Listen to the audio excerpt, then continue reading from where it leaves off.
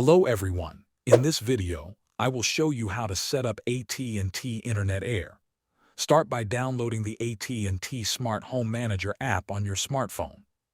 Open the app and sign in if you already have an AT&T account.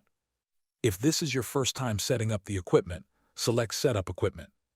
Next, find the QR code on the bottom of your Wi-Fi hub and scan it with the app.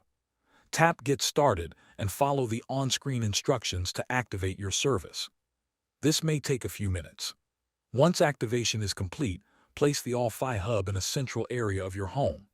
For the best cellular signal, try placing it near a window or in an open space. Use the Smart Home Manager app to check the signal strength. If the signal is weak, move the hub to a different location and check again. A solid green light on the hub means you have a strong signal. If the light is yellow or red, continue adjusting the placement until the signal improves.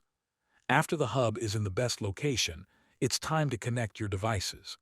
Open the Smart Home Manager app to find your Wi-Fi network name and password. Once connected, test your internet by opening a website or streaming a video to make sure everything is working properly. Thanks for watching.